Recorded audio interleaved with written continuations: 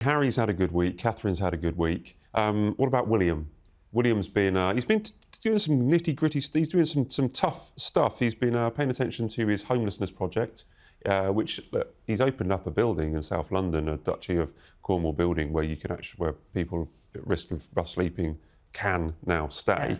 Yeah. And he was opening up a hub in Cardiff, a mental health hub on World Suicide Prevention Day. He's really got stuck in this week while everybody else has maybe been capturing the headlines, Arthur. Yeah, well, his brother's been dominating the agenda this week. Look, William is just an incredible man, and one day he's going to be our king, and I think he's perfect for that job. But he's got to go to Wales because he's the Prince of Wales, and they go quite a lot. And of course, he's passionate about the things he's interested in, and mental health is one of them. And he just gets involved, and of course he loves his football, and he'll and you see him letting his hair down at football. I've never seen a member of the royal family do that before. He's different with him. He dresses casually when he goes on jobs, and he's going to be a different sort of king. But we're seeing him now doing the work that he's been doing for years. But for me, he's been totally overshadowed by his brother this week. Well, I think it's really symbolic that William just did lots of engagements. They didn't go under the radar, but they weren't like as sexy and as exciting as others, because that's what he does every week of the year, whereas Harry comes in, grabs all the headlines for a week, and he won't be back again for another year. Yeah, well, But also, we can talk about this till yeah, OK, we'll move on. But just on the homelessness thing, that is very William. That is, he's passionate about it. It's a long-term project. He wants to eradicate homelessness. It's incredibly ambitious, and it's going to take a lot of hard work that will not grab a lot of headlines. Do you know what, Daisy? I went on one of these homeless jobs with him once, opened up this beautiful home for the homeless, and William was talking to this chap in his lovely little flat, and he said, "Are you happy here?" I said, "Yeah, but I prefer it on the streets." No. He did, yeah. And we all fell about laughing, except William wasn't laughing. I mean, yeah, I mean, we laughed, yeah. I mean, it was just, I've never forgotten it. Oh, no, I prefer it on the streets. You don't see that's a bad review of that place, isn't it? Well, yeah. No, the place was magnificent, Yeah. but I mean, it was in Westminster too, but, I mean, it was just made me laugh. I think about it. Now, we know the King met Harry this week. He's meeting Donald Trump next week. We've seen the itinerary. It looks quite exciting. Catherine and Melania will be out doing an engagement. Yeah. We're going to have a state banquet. We're going to have a small carriage procession, not as public and through the streets as Macron's in Windsor a couple of months ago. What's going to be the highlights? What are people going to be looking forward to next week? The King and Donald Trump. Surely that's a more important meeting than King and Harry. Well, it's sort of out of the frying pan into the fire, isn't it?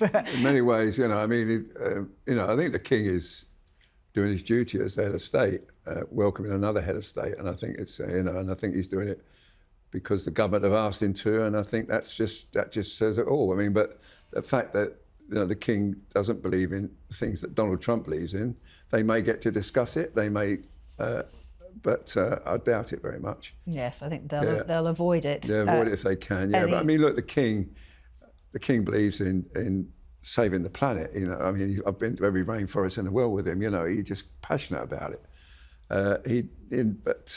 But Donald, I mean, he pulled America out of the climate change agreement, and so they differ in everything, but he's doing his duty, and he'll do it well, and I think there's some good conversations. And Donald Trump is very much an Anglophile as well. His mother was from Scotland, and he loves it here. And he's coming here, and I think that's just impressive. The last overseas visit he made was to Putin, wasn't it?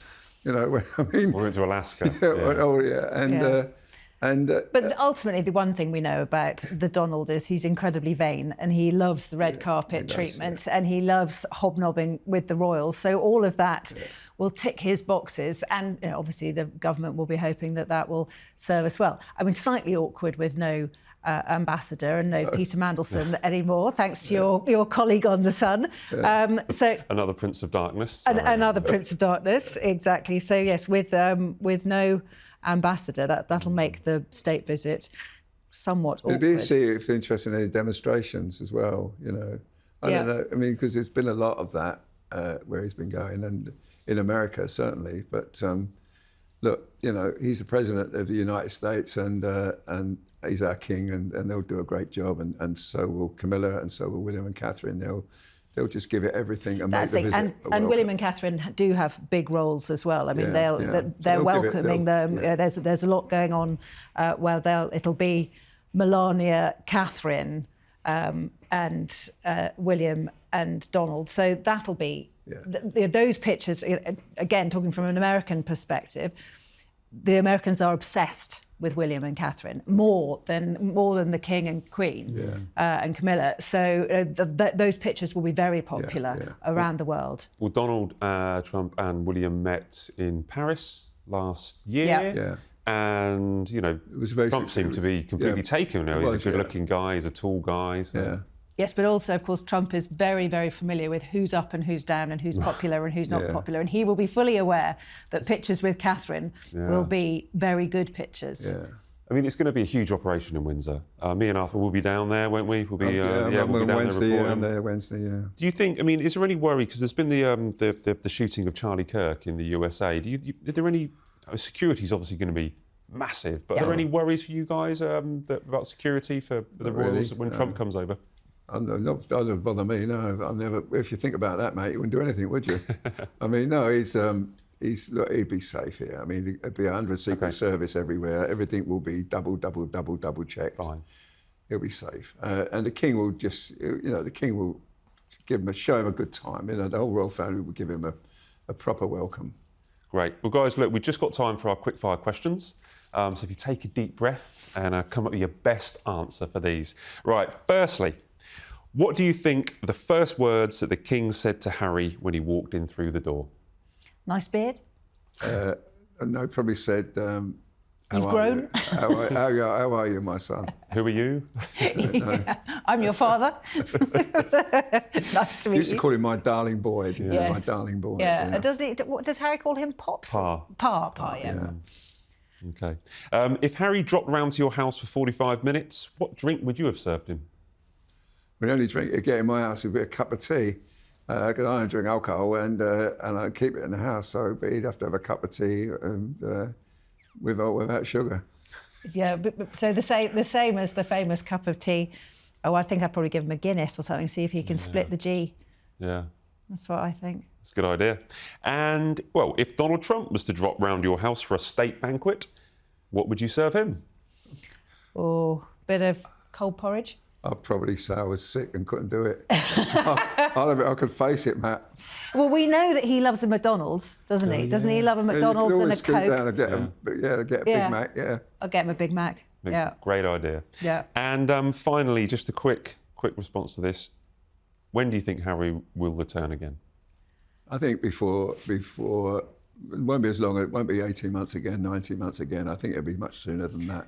I would like to see him go to Catherine's Christmas carol service. I think the chances are very, very slim, but that would be wonderful with the kids, all dressed up in little velvet coats like we always see Charlotte and her mum sort of wearing matching clothes at that carol service. That would be fabulous. I don't think the world could cope with that. Can you imagine? Right, I just don't think. I'm manifesting it. I want it. Okay, guys. Daisy, you got all your fingers crossed there, girl, because I know. I think there's more chance of being the next astronaut than that. I'm living in cloud cuckoo land, but I'm very happy up here. Well, that's good. I want to see him. I want to see him come back. I've had a great career with Harry, and I just love him. I just wished he would just sort it all out.